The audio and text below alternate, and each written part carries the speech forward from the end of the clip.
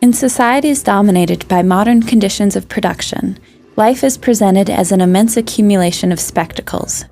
Everything that was directly lived has receded into a representation. The images detached from every aspect of life merge into a common stream in which the unity of that life can no longer be recovered. Fragmented views of reality regroup themselves into a new unity as a separate pseudo-world that can only be looked at. The specialization of images of the world evolves into a world of autonomized images where even the deceivers are deceived.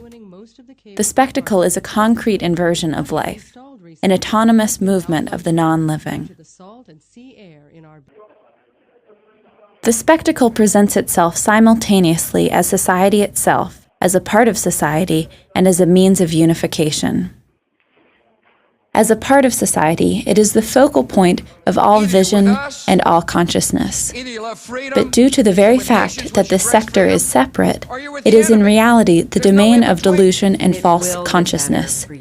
The unification it achieves is nothing but an official language of universal separation. Why is it that you have not had the ability to not one time speak to the interests and even speak on behalf of the oppressed and exploited African community? And he asked a legitimate question, so I want to give him an answer.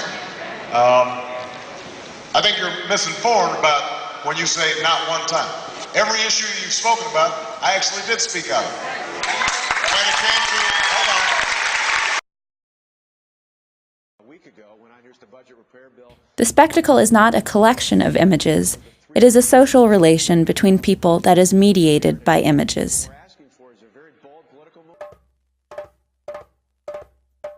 Understood in its totality, the spectacle is both the result and the project of the dominant mode of production. It is not a mere decoration added to the real world. It is the very heart of this real society's unreality. In all its particular manifestations, news, propaganda, advertising, entertainment, the spectacle represents the dominant model of life. It is the omnipresent affirmation of the choices that have already been made in the sphere of production and in the consumption implied by that production.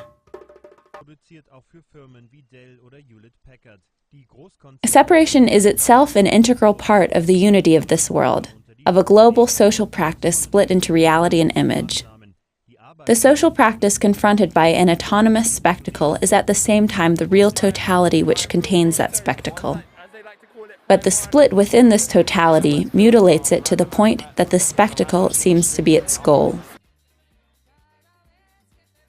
In a world that is really upside down, the true is a moment of the false. Considered in its own terms, the spectacle is an affirmation of the appearances and an identification of all human social life with appearances. But a critique that grasps the spectacle's essential character reveals it to be a visible negation of life, a negation that has taken on a visible form.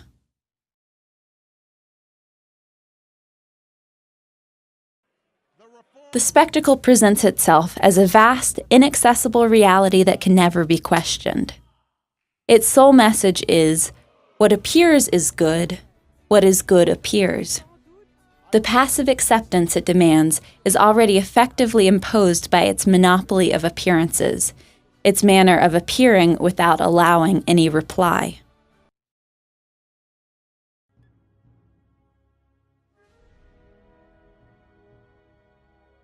The spectacle is able to subject human beings to itself because the economy has already totally subjugated them. It is nothing other than the economy developing for itself. It is at once a faithful reflection of the production of things and a distorting objectification of the producers. When the real world is transformed into mere images become real beings, dynamic figments that provide the direct motivations for a hypnotic behavior.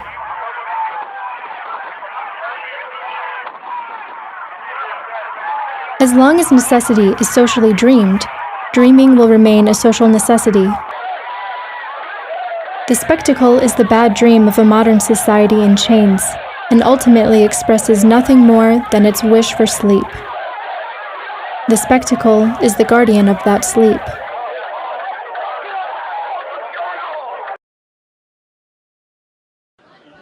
The fact that the practical power of modern society has detached itself from that society and established an independent realm in the spectacle can be explained only by the additional fact that that powerful practice continued to lack cohesion and had remained in contradiction with itself. The root of the spectacle is that oldest of all social specializations, the specialization of power. The spectacle plays the specialized role of speaking in the name of all the other activities. It is hierarchical society's ambassador to itself, delivering its official message at a court where no one else is allowed to speak. The most modern aspect of the spectacle is thus also the most archaic.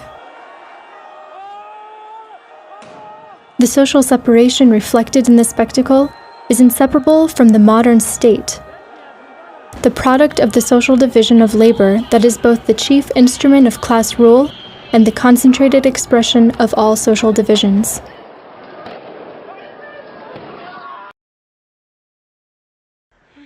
In the spectacle, a part of the world represents itself to the world and is superior to it. The spectacle is simply the common language of the separation. Spectators are linked solely by their one-way relationship to the very center that keeps them isolated from each other. The spectacle thus reunites the separated, but it reunites them only in their separateness. There are patients who come in with chest pain that we don't know what's going on. Workers do not produce themselves. They produce a power independent of themselves.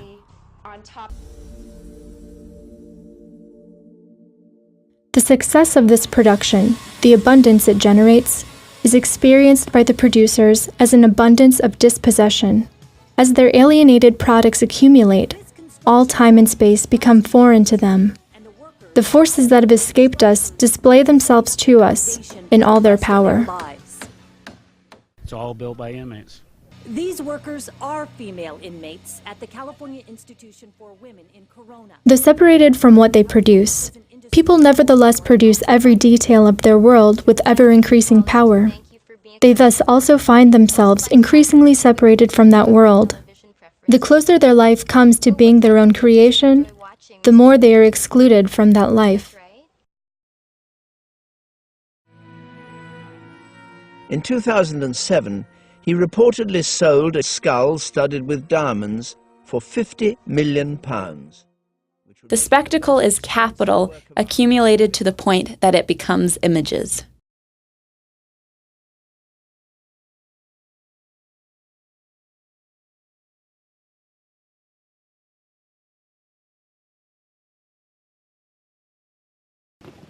Critical theory must communicate itself in its own language, the language of contradiction, which must be dialectical in both form and content.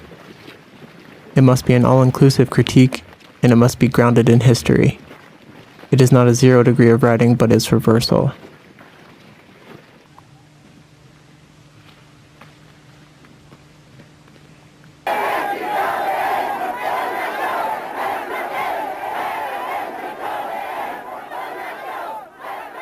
It is not a negation of style, but a style of negation. The very style of dialectical theory is a scandal and abomination to the prevailing standards of language and to the sensibilities molded by those standards. Because while it makes concrete use of existing concepts, it simultaneously recognizes their fluidity and their inevitable destruction. This style, which includes a critique of itself, must express the domination of the present critique over its entire past. Dialectical theory's mode of exposition reveals the negative spirit within it.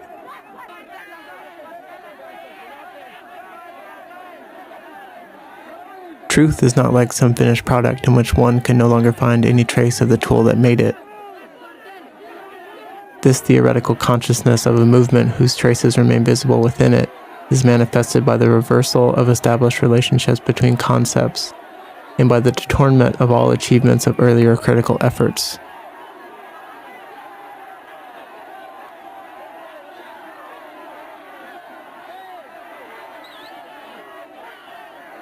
Ideas improve. The meaning of words plays a role in that improvement. Plagiarism is necessary. Progress depends on it. It sticks close to the author's phrasing, exploits his expressions, deletes a false idea, replaces it with the right one.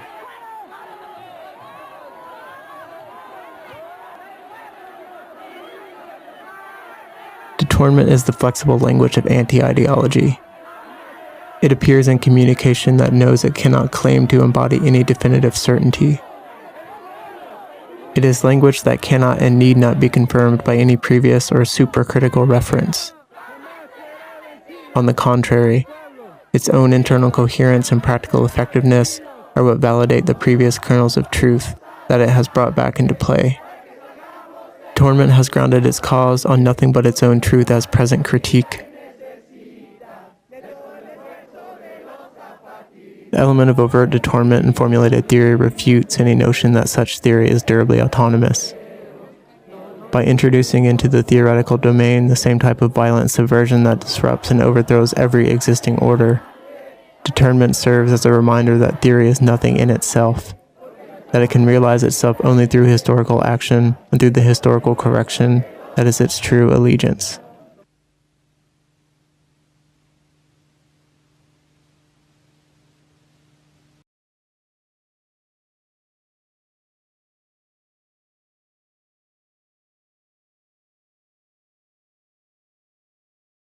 The point is to actually participate in the community of dialogue and the game with time that up till now have merely been represented by poetic and artistic works. When art becomes independent and paints its world in dazzling colors, a moment of life has grown old.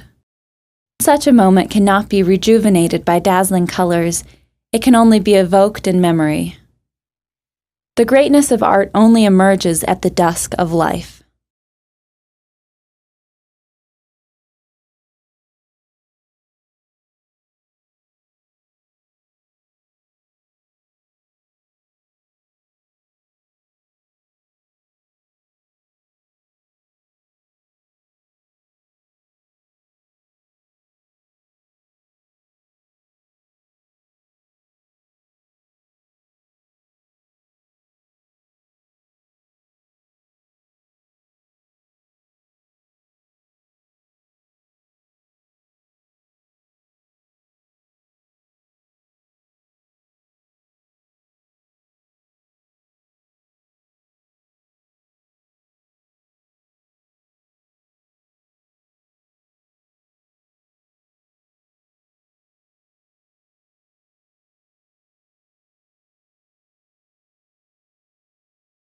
The official thought of the social organization of appearances is itself obscured by the generalized sub-communication that it has to defend. It cannot understand that conflict is at the origin of everything in its world. The specialists of spectacular power, a power that is absolute within its realm of one-way communication, are absolutely corrupted by their experience of contempt and by the success of that contempt, because they find their contempt confirmed by their awareness of how truly contemptible spectators really are. You are perfect and wonderful exactly as you are.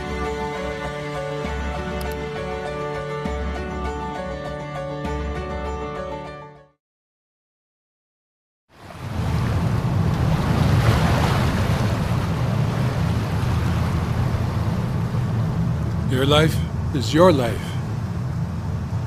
Don't let it be clubbed into dank submission.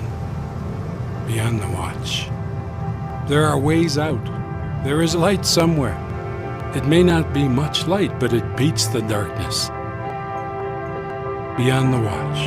The gods will offer you chances. Know them. Take them.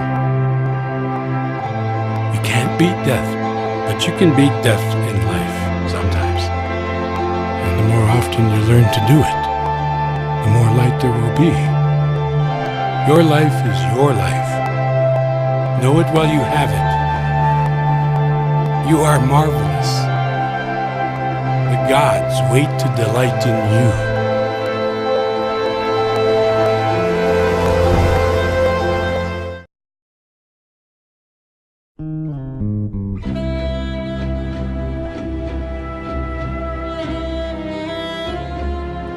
I'm looking. I don't know what I'm looking for. Maybe everything. In the spectacle's basic practice of incorporating into itself all the fluid aspects of human activity so as to possess them in a congealed form, and of inverting living values into purely abstract values, we recognize our old enemy, the commodity, which seems at first glance so trivial and obvious, yet which is actually so complex and full of metaphysical subtleties. It was all part of the president's... Another great tip is using heels. Even though they're not going to show, it makes you feel sexy and makes your... The fetishism of the commodity, the domination of society by intangible as well as tangible things, attains its ultimate fulfillment in the spectacle, where the real world is replaced by a selection of images which are projected above it, yet which at the same time succeed in making themselves regarded as the epitome of reality. So I am in love with bringing different sizes of chiclets that will fit in bathing suits. I have one in here. And it just gives the world at once present and absent that the spectacle holds up to view is the world of the commodity dominating all living experience. The world of the commodity is thus shown for what it is, because its development is identical to people's estrangement from each other and from everything they produce.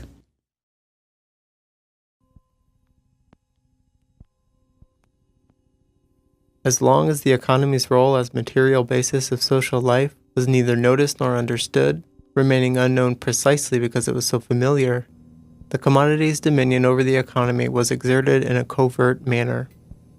In societies where actual commodities were few and far between, money was the apparent master, serving as plenipotentiary representative of a greater power that remained unknown.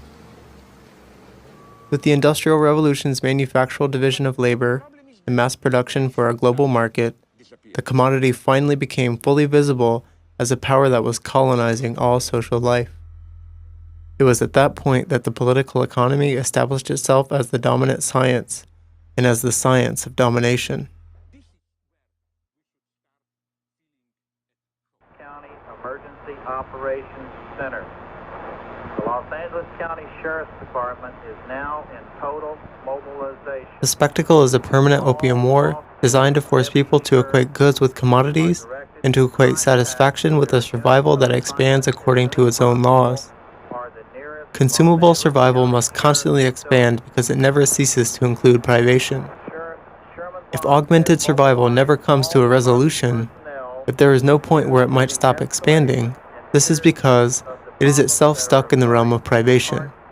It may gild poverty, but it cannot transcend it. Exchange value could arise only as a representative of use value. But the victory it eventually won with its own weapons created the conditions for its own autonomous power. By mobilizing all human use value and monopolizing its fulfillment, exchange value ultimately succeeded in controlling use. Usefulness has come to be seen purely in terms of exchange value, and is now completely at its mercy. Starting out like a condottiere in the service of use value, exchange value has ended up waging the war for its own sake. Use value was formerly understood as an implicit aspect of exchange value. Now, however, within the upside-down world of the spectacle, it must be explicitly proclaimed, both because its actual reality has been eroded by the overdeveloped commodity economy, and because it serves as a necessary pseudo-justification for a counterfeit life. out from a staging area. Training, an officer must have served at least 2 years on the streets and... With the achievement of economic abundance, concentrated result of social labor becomes visible, subjecting all reality to the appearances that are now that labor's primary product. Capital is no longer the invisible center governing the production process. As it accumulates, it spreads to the ends of the earth in the form of tangible objects. The entire expanse of society is its portrait. Put your hands out to the side. You look at me. Keep looking at me. Put your hands in the small of your back. That undercover officers infiltrated protests at Montebello this week. The spectacle, like modern society itself, is at once united and divided. The unity of each is based on violent divisions. But when this contradiction emerges in the spectacle, it is itself contradicted by a reversal of its meaning. The division it presents is unitary, while the unity it presents is divided. Quebec police officers caught on YouTube wearing masks, carrying rocks. Although the struggles between different powers for control of the same socio-economic system are officially presented as irreconcilable antagonisms, they actually reflect that system's fundamental unity, both internationally and within each nation. The sham spectacular struggles between rival forms of separate power are at the same time real, in that they express the system's uneven and conflictual development and the more or less contradictory interests of the classes or sections of classes that accept the system and strive to carve out a role for themselves within it. By invoking any number of different criteria, the spectacle can present these oppositions as totally distinct social systems.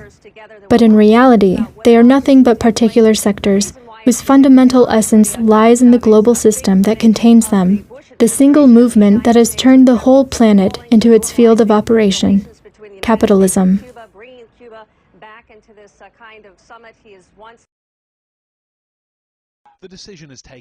Behind the glitter of spectacular distractions, a tendency toward banalization dominates modern society the world over. Even where the more advanced forms of commodity consumption have seemingly multiplied the variety of roles and objects to choose from.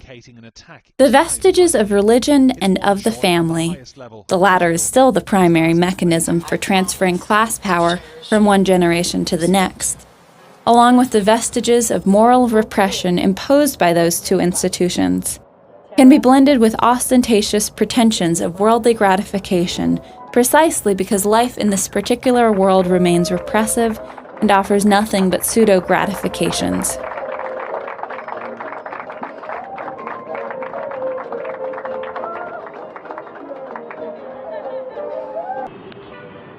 Complacent acceptance of the status quo may also coexist with purely spectacular rebelliousness. Dissatisfaction itself becomes a commodity as soon as the economy of abundance develops the capacity to process that particular raw material. Stars, spectacular representations of living human beings, project this general banality into images of permitted roles. As specialists of apparent life, stars serve as superficial objects that people can identify with in order to compensate for the fragmented productive specializations that they actually live.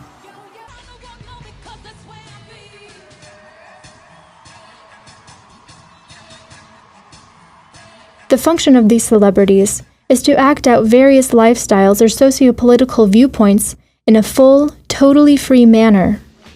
They embody the inaccessible results of social labor by dramatizing the byproducts of that labor which are magically projected above it as its ultimate goals.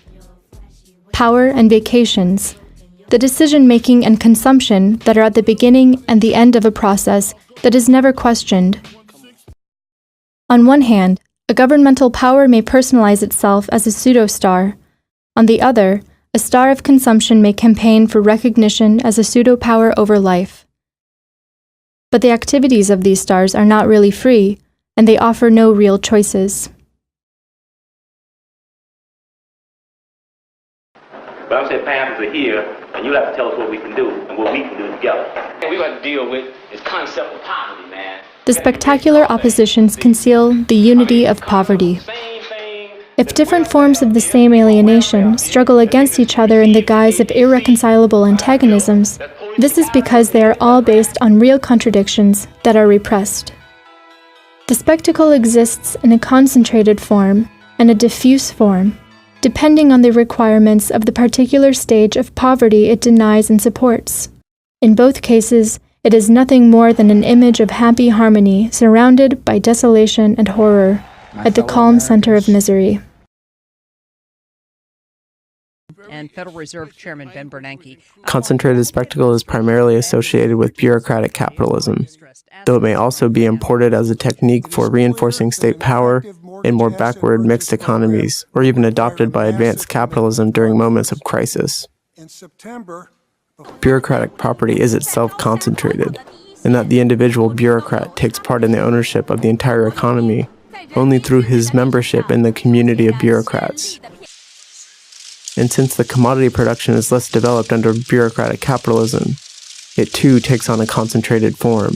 The commodity and the bureaucracy appropriates is the total social labor, and what it sells back to the society is that society's wholesale survival.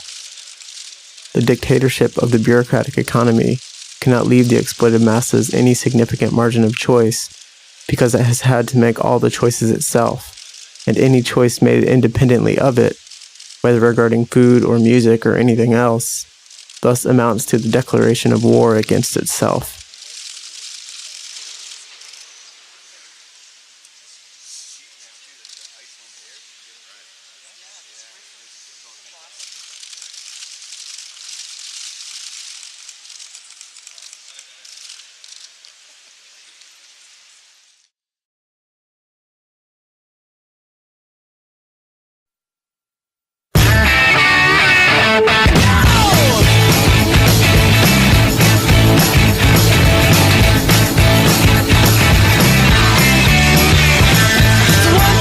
Take my hand and come with me because you look so fine that I really want to make you mine. I say you look so fine that I really want to make you mine. The diffuse spectacle is associated with commodity abundance, with the undisturbed development of modern capitalism. Here, each individual commodity is justified in the name of the grandeur of the total commodity production, of which the spectacle is the laudatory catalog.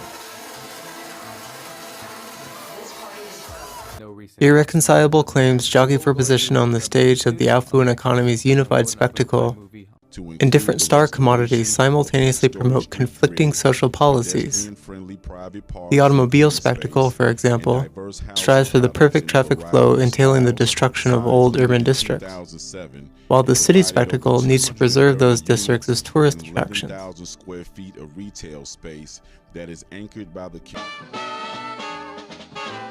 The already dubious satisfaction alleged to be obtained from the consumption of the whole is thus constantly being disappointed because the actual consumer can directly access only a succession of fragments of this commodity heaven, fragments of which invariably lack the quality attributed to the whole. What we need is perfect harmony.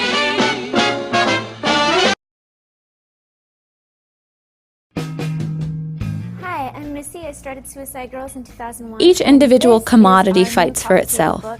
It avoids acknowledging the others and strives to impose itself everywhere as if it were the only one in existence. The spectacle is the epic poem of this struggle, a struggle that no fall of Troy can bring to an end. The spectacle does not sing of men and their arms, but of commodities and their passions. In this blind struggle, each commodity, by pursuing its own passion, unconsciously generates something beyond itself, the globalization of the commodity, which also amounts to the commodification of the globe. Thus, as a result of the cunning of the commodity, while each particular manifestation of the commodity eventually falls in battle, the general commodity form continues onward toward its absolute realization. But they're women that have their own look and their own individual spirit and attitude, and they're confident and comfortable with their bodies and with who they are. Today we celebrate the first. The image of blissful social unification through consumption merely postpones the consumer's awareness of the actual divisions until his next disillusionment with some particular commodity. Each new product is ceremoniously acclaimed as a unique creation, offering a dramatic shortcut to the promised land of total consummation. But as with the fashionable adoption of seemingly aristocratic first names which end up being given to virtually all individuals of the same age, the objects that promise uniqueness can be offered up for mass consumption only if they have been mass-produced. The prestigiousness of mediocre objects of this kind is solely due to the fact that they have been placed, however briefly, at the center of social life and hailed as a revelation of the unfathomable purposes of production. But the object that was prestigious in the spectacle becomes mundane as soon as it is taken home by its consumer, and by all its other consumers.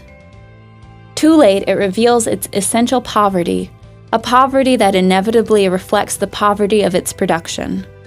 Meanwhile, some other object is already replacing it as a representative of the system and demanding its own moment of acclaim. The fraudulence of the satisfactions offered by the system is exposed by this continual replacement of products and of general conditions of production.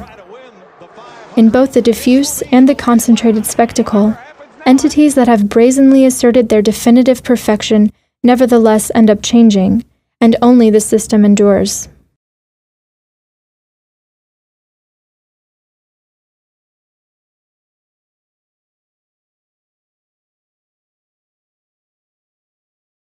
Партизаны и партизанки, на вас смотрит весь мир, как на силу способную. Stalin, like any other outmoded commodity, is denounced by the very forces that originally promoted him. Each new lie of the advertising industry is the admission of a previous lie. And with each downfall of a personification of totalitarian power, the illusory community that had unanimously approved him is exposed as a mere conglomeration of loners without illusions.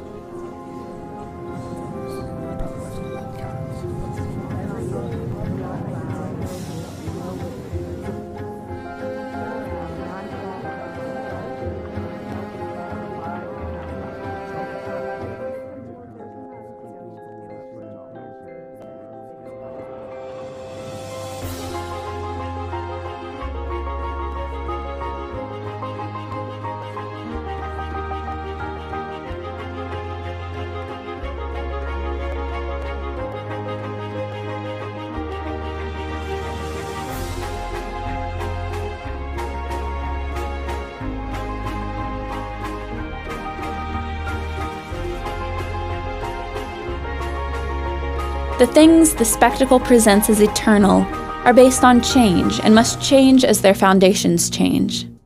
The spectacle is totally dogmatic, yet it is incapable of arriving at any real solid dogma. Nothing stands still for it. This instability is the spectacle's natural condition, but it is completely contrary to its inclination. The unreal unity proclaimed by the spectacle masks the class division underlying the real unity of the capitalist mode of production. What obliges the producers to participate in the construction of the world is also what excludes them from it. What brings people into relation with each other, by liberating them from their local and national limitations, is also what keeps them apart. What requires increased rationality is also what nourishes the irrationality of hierarchical exploitation and repression. What produces society's abstract power also produces its concrete lack of freedom.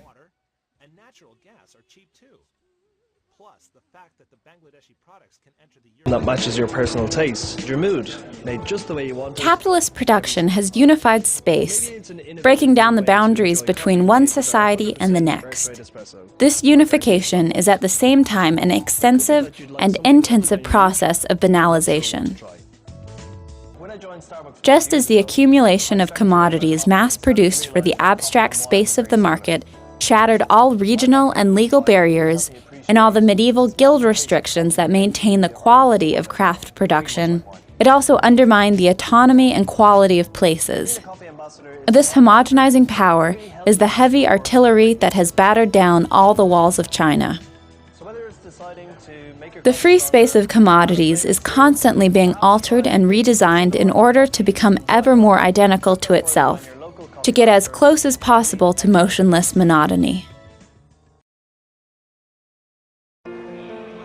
Whether I'm right or whether I'm wrong. Gotta be me.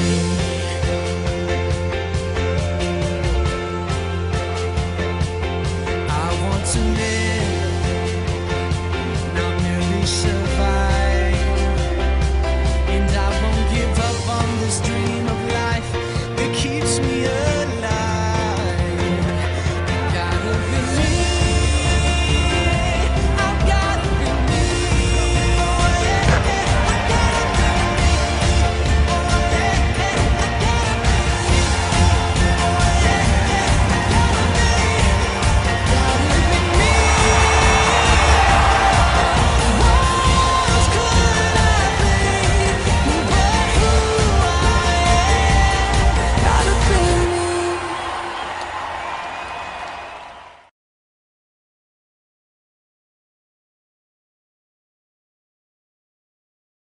While eliminating geographical distance, this society produces a new internal distance in the form of spectacular separation.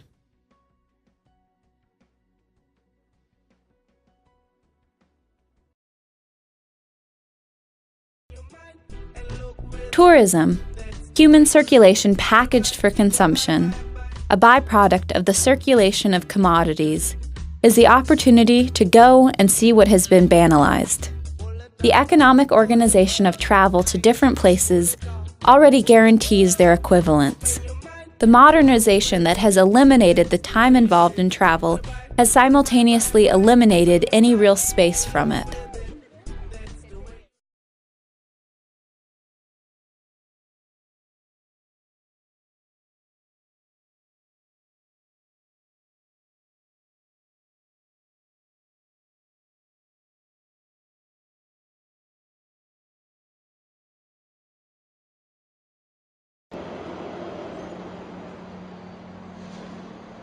The society that reshapes its entire surroundings has evolved its own special technique for molding its own territory, which constitutes the material underpinning for all the facets of this project.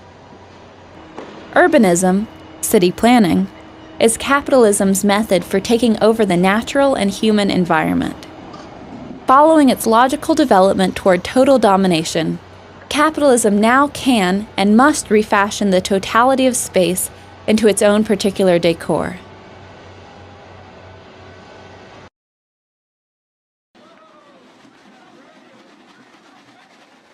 While all the technical forces of capitalism contribute toward various forms of separation, urbanism provides the material foundation for those forces and prepares the ground for their deployment. It is the very technology of separation.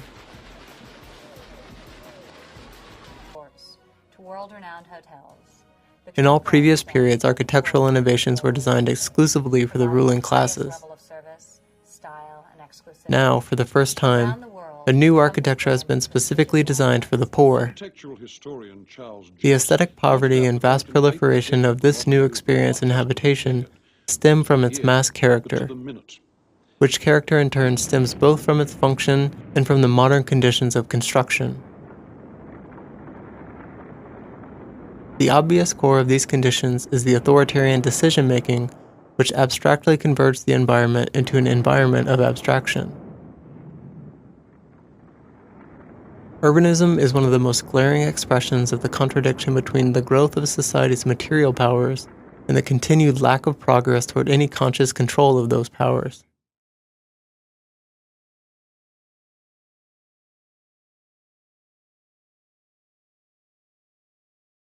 The history that threatens this twilight world could potentially subject space to a directly experienced time. Proletarian revolution is this critique of human geography, through which individuals and communities could create places and events commensurate with the appropriation no longer just of their work, but of their entire history. The ever-changing playing field of this new world, and the freely chosen variations in the rules of the game, will regenerate a diversity of local scenes that are independent without being insular. And this diversity will in turn revive the possibility of authentic journeys, Journeys within an authentic life that is itself understood as a journey containing its whole meaning within itself. Amazing than any of us could have imagined. And then there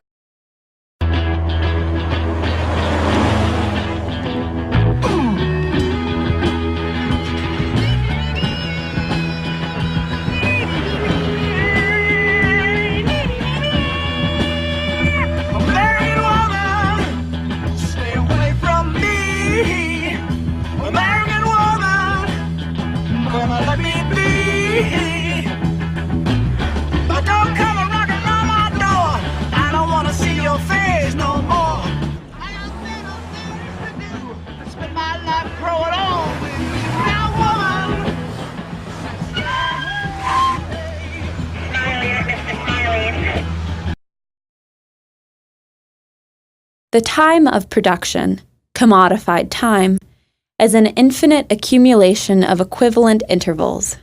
It is irreversible time made abstract, in which each segment need only demonstrate by the clock its purely quantitative equality with all the others. It has no reality apart from its exchangeability. This general time of human non-development also has a complementary aspect, a consumable form of time based on the present mode of production and presenting itself in everyday life as a pseudo-cyclical time. Pseudo-cyclical time is associated with the consumption of modern economic survival, the augmented survival in which everyday experience is cut off from decision-making and subjected no longer to the natural order, but to the pseudo-nature created by alienated labor. It is thus quite natural that it echoes the old cyclical rhythm that governed survival in pre-industrial societies, incorporating the natural vestiges of cyclical time while generating new variants, day and night, work and weekend, periodic vacations. Consumable pseudo-cyclical time is spectacular time, both in the narrow sense as time spent consuming images and in the broader sense as image of the consumption of time. The time spent consuming images which in turn serve to publicize all the other commodities, is both the particular terrain where the spectacle's mechanisms are most fully implemented and the general goal that those mechanisms present, the focus and epitome of all particular consumptions. As for the social image of the consumption of time, it is exclusively dominated by leisure time and vacations, moments portrayed, like all spectacular commodities, at a distance, and is desirable by definition. These commodified moments are explicitly presented as moments of real life, whose cyclical return we are supposed to look forward to. But all that is really happening is that the spectacle is displaying and reproducing itself at a higher level of intensity. What is presented as true life turns out to be merely a more truly spectacular life.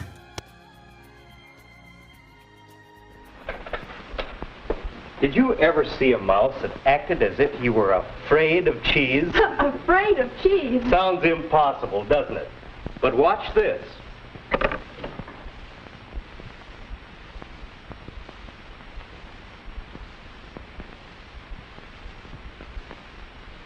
The strangest thing I've ever seen. Is that the result of conditioning, Mr. Brandt? How did you do that? While the consumption of cyclical time in ancient societies was consistent with the real labor of those societies, the pseudo-cyclical consumption of developed economies contradicts the abstract, irreversible time implicit in their system of production. Cyclical time was the really lived time of unchanging illusions. Spectacular time is the illusorily lived time of a constantly changing reality. The production process's constant innovations are not echoed in consumption, which presents nothing but an expanded repetition of the past. Because dead labor continues to dominate living labor, in spectacular time the past continues to dominate the present. He was afraid of the shock. The mouse was conditioned to be afraid of cheese.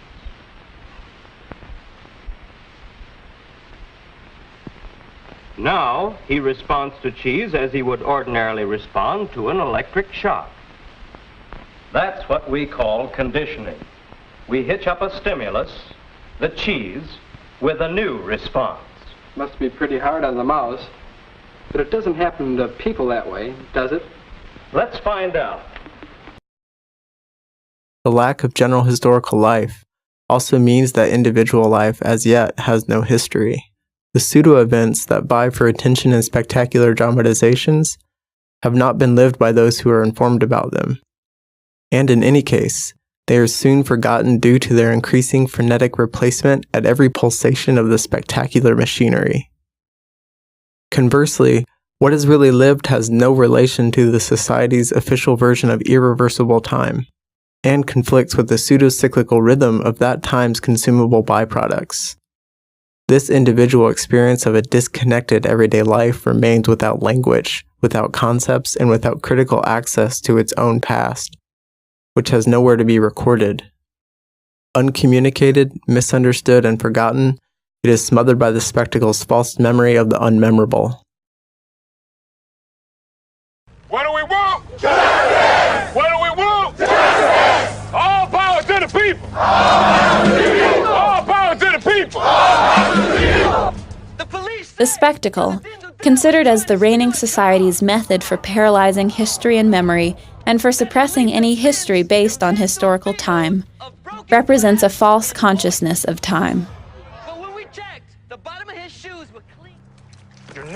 Behind the fashions that come and go on the frivolous surface of the spectacle of pseudo-cyclical time, the grand style of an era can always be found in what is governed by the secret yet obvious necessity for revolution. We come for bloodshed, we come for justice, but don't be pushing us too far. Boys, please. The United States and bring about the freedom of these people by any means necessary. If we are going to have to fight, we're going to have to struggle, we're going to have to struggle relentlessly to bring about the peace, because the people that we're asking for peace, they're a bunch of megalomaniac warmongers, and they don't even understand what peace means. So we've got to fight them, we've got to struggle with it to make them understand what peace means. Bobby Seale is going through all types of physical and mental torture. But that's all right, because we said even before this happened, and we're going to say it after this, and after I'm locked up, and after everybody's locked up, that you can jail revolutionaries, but you can't jail a revolution. Right. You might run a liberator like Harris Cleave out the country, but you can't run liberation out the country. You might murder a freedom fighter like Bobby Hutton, but you can't murder freedom fighting, and if you do, you come up with answers that don't answer, explanations that don't explain, you come up with conclusions that don't conclude.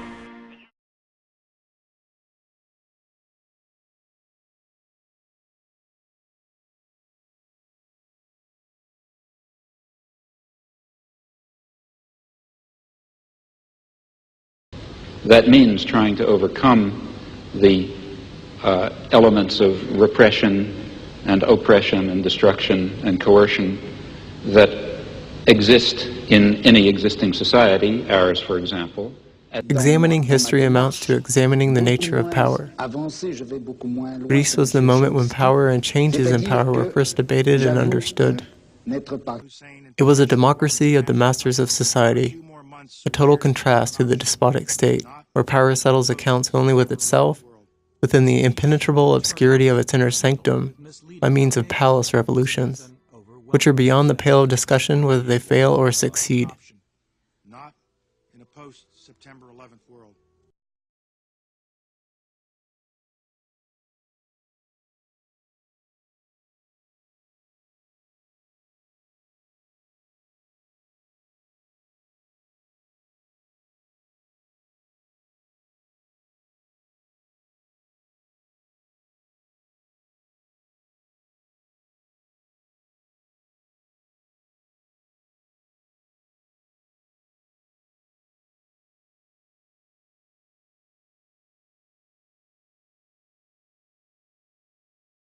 It's real, it's beautiful, and yeah, you don't see this on MTV. The dry, unexplained chronology that a deified authority offered to its subjects, who were supposed to accept it as the earthly fulfillment of mythic commandments, was destined to be transcended and transformed into conscious history. But for this to happen, sizable groups of people had to have experienced real participation in history. Out of this practical communication between those who have recognized each other as possessors of a unique present, who have experienced a qualitative richness of events in their own activity, and who are at home in their own era, arises the general language of historical communication. Those for whom irreversible time truly exists discover in it both the memorable and the threat of oblivion. Herodotus of Halicarnassus here presents the result of his researches, so that time will not abolish the deeds of men.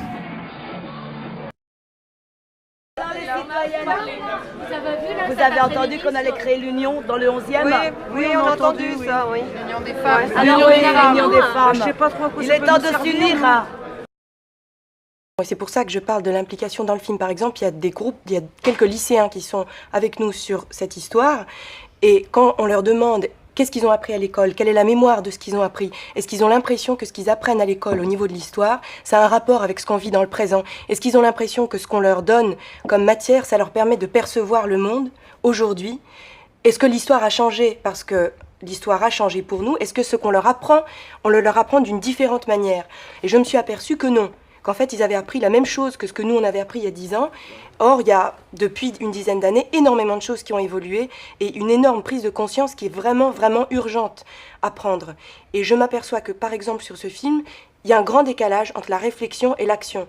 Et le fait d'être mis en place dans une situation qui est, par exemple, on est sur les barricades, on est complètement physiquement impliqué dans une lutte directe et forte et chimique, physique.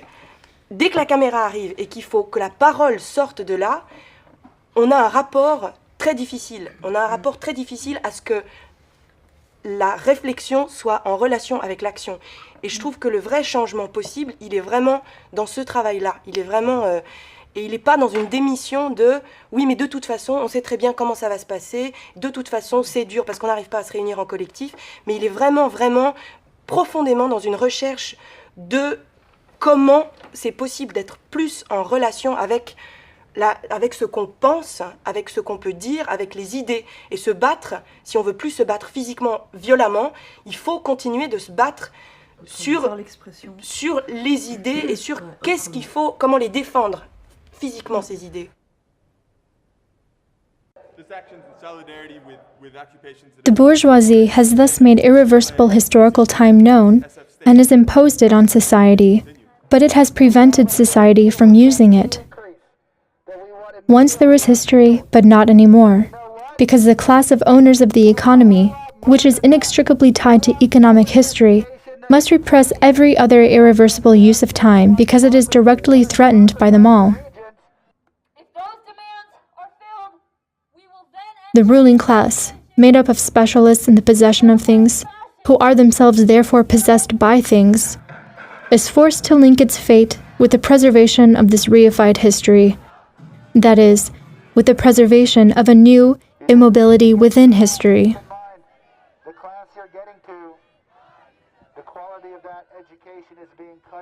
Meanwhile, the worker at the base of society is for the first time not materially estranged from history, because the irreversible movement is now generated from that base. By demanding to live the historical time that it produces, the proletariat discovers the simple, unforgettable core of its revolutionary project. And each previously defeated attempt to carry out this project represents a possible point of departure for a new historical life.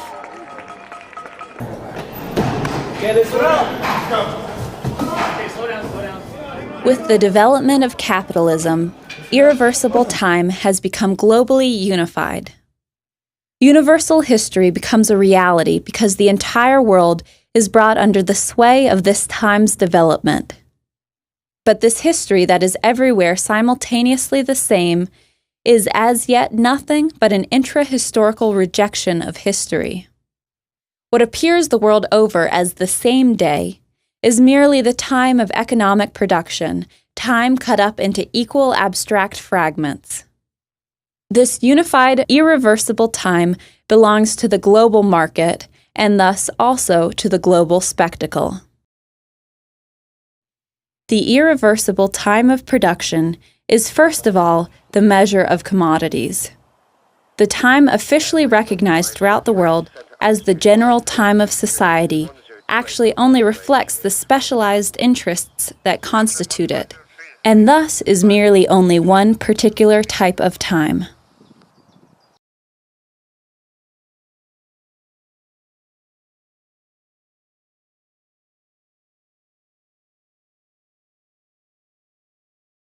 The class struggles of the long era of revolutions, initiated by the rise of the bourgeoisie, have developed in tandem with the dialectical thought of history.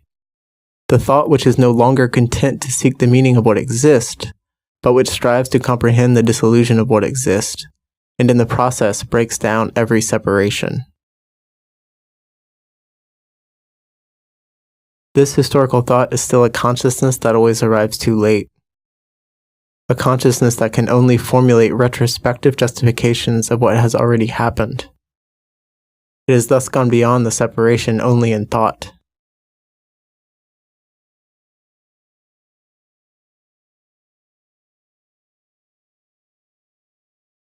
They support you and will join you in revolution. Он привез нам привет от американцев.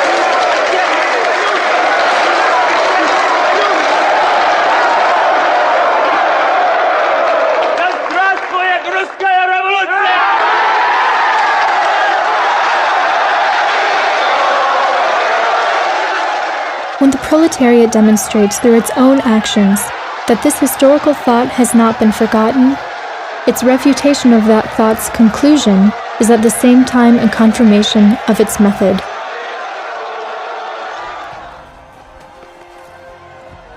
The weakness of Marxist theory is naturally linked to the weakness of the revolutionary struggle of the proletariat of his time. The German working class failed to inaugurate a permanent revolution in 1848. The Paris Commune was defeated in isolation. As a result, revolutionary theory could not yet be fully realized. The theoretical shortcomings of the scientific defense of the proletarian revolution, both in its content and in its form of exposition, all ultimately result from identifying the proletariat with the bourgeoisie with respect to the revolutionary seizure of power.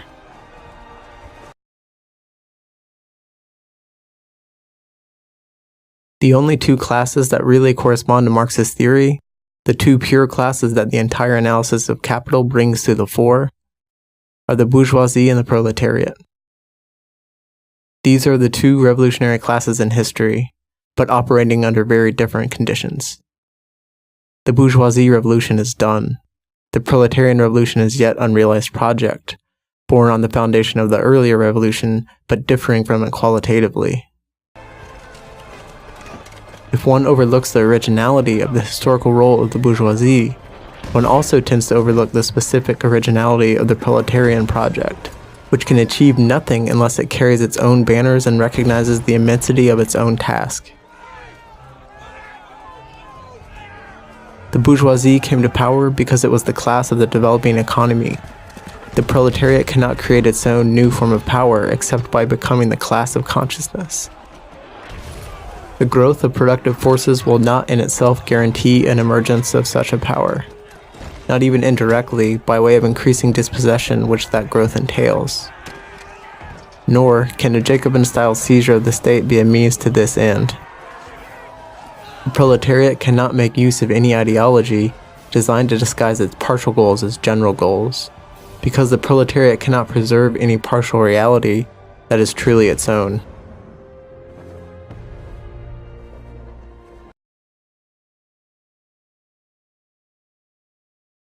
This ideologically alienated theory was then no longer able to recognize the practical verifications of the unitary historical thought it had betrayed, when such verifications emerged in spontaneous working-class struggles. Instead, it contributed toward repressing every manifestation and memory of them.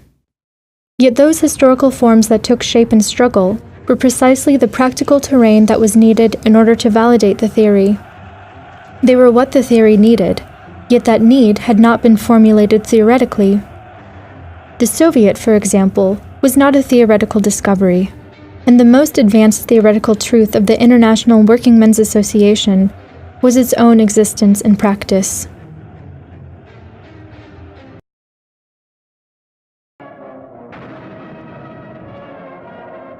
The historical moment when Bolshevism triumphed for itself in Russia and social democracy fought victoriously for the old world marks the inauguration of the state of affairs that is at the heart of the modern spectacle's domination.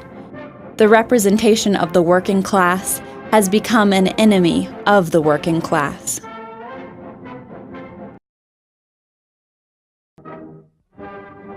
The Stalin era revealed the bureaucracy's ultimate function, continuing the reign of the economy by preserving the essence of the market society, commodified labor. It also demonstrated the independence of the economy. The economy has come to dominate society so completely that it has proved capable of recreating the class domination it needs for its own continued operation. That is, the bourgeoisie has created an independent power that is capable of maintaining itself even without the bourgeoisie. The totalitarian bureaucracy was not the last owning class in history, in Brunelleschi's sense. It was merely a substitute ruling class for the commodity economy. A tottering capitalist property system was replaced by a cruder version of itself, simplified, less diversified, and concentrated in a collective property of the bureaucratic class. Not only that this attack has failed, but that all attempts to destroy democracy by terrorism will The underdeveloped type of ruling class is also a reflection of economic underdevelopment, and it has no agenda beyond overcoming this underdevelopment in certain regions of the world. A hierarchical and statist framework for this crude remake of the capitalist ruling class was provided by the Working Class Party, which was itself modeled on hierarchical separations of bourgeois organizations. The ruling totalitarian ideological class is the ruler of a world turned upside down. The more powerful the class, the more it claims not to exist, and its power is employed above all to enforce this claim. It is modest only in this one point, however, because this officially non-existent bureaucracy simultaneously attributes its crowning achievements of history to its infallible leadership. Though its existence is everywhere in evidence, the bureaucracy must be invisible as a class. As a result, all social life becomes insane. The social organization of total falsehood stems from this fundamental contradiction.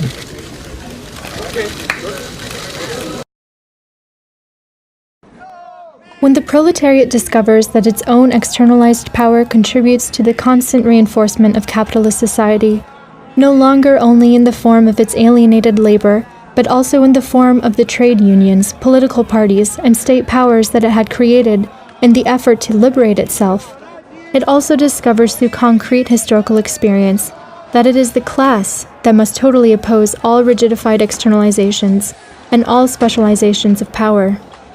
It bears a revolution that cannot leave anything outside itself, a revolution embodying the permanent domination of the present over the past, and a total critique of separation.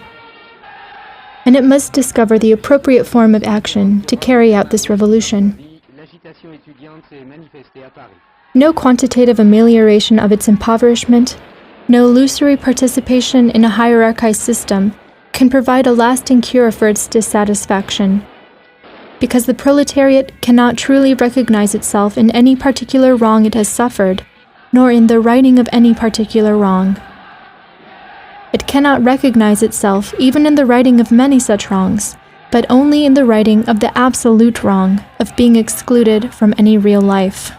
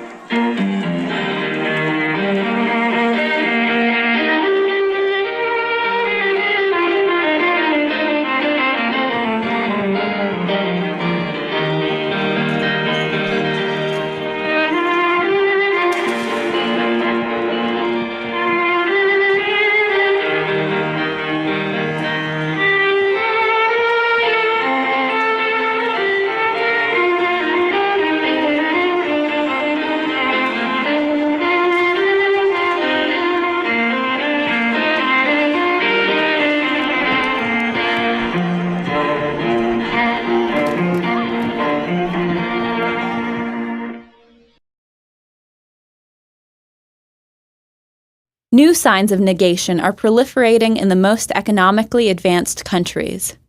Although these signs are misunderstood and falsified by the spectacle, they are sufficient proof that a new period has begun. We have already seen the failure of the first proletarian assault against capitalism. Now we are witnessing the failure of capitalist abundance. On one hand, anti-union struggles of Western workers are being repressed, first of all, by the unions. On the other, rebellious youth are raising new protests which are still vague and confused, but which clearly imply a rejection of art, of everyday life, and of the old specialized politics. These are two sides of a spontaneous struggle that is at first taking on a criminal appearance. They foreshadow a second proletarian assault against class society. Pero esa es la realidad, que hay gente acá en Argentina que no tiene para comer. Hay gente que se está muriendo pero de hambre.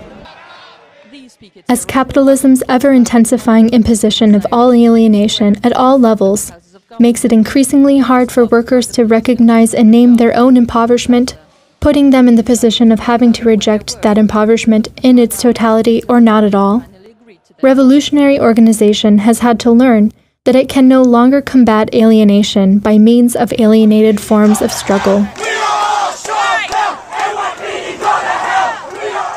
The development of class society to the stage of the spectacular organization of non-life is thus leading the revolutionary project to become visibly what it has always been in essence.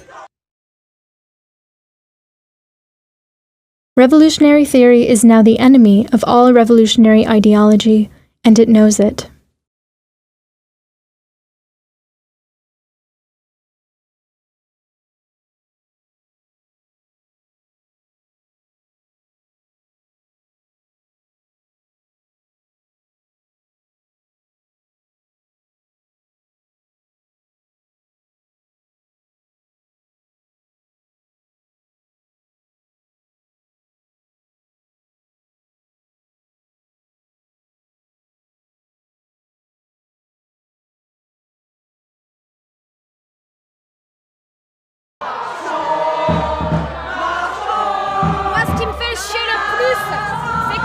Vous qui soyez en train de filmer ça et que vous êtes là en train de regarder ça et que vous n'en avez rien à foutre, que ce soit un film ou que ce soit la réalité, vous restez tout le temps aussi baba et c'est ça que j'ai envie de tuer.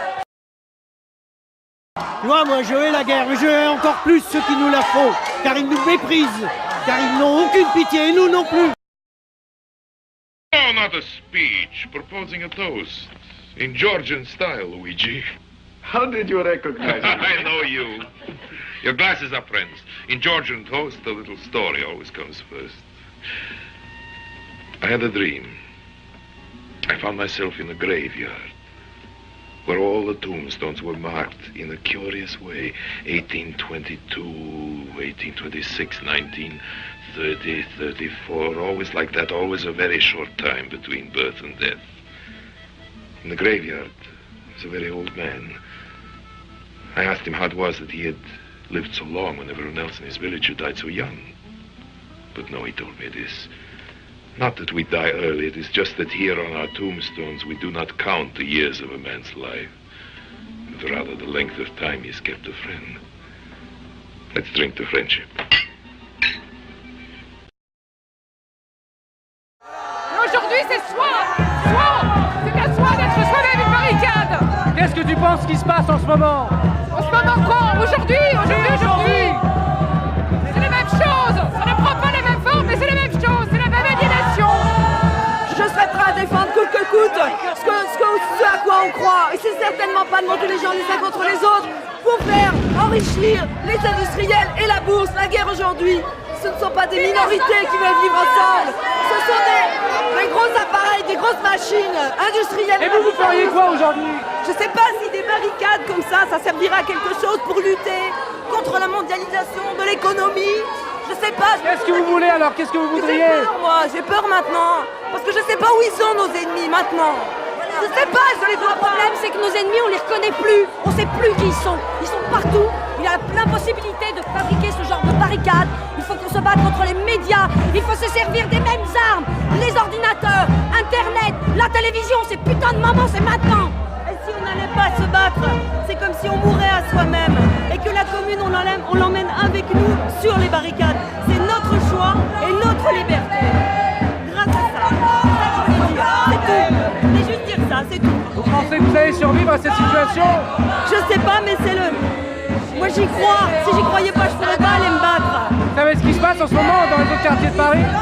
Je sais. Vous savez ce qui se passe dans les hôpitaux? Je sais. Avec les communards blessés, vous savez ce qui se passe? Je sais, mais c'est ma liberté d'aller me battre. Et c'est là où je suis pas manipulée. C'est en allant me battre. C'est la première fois.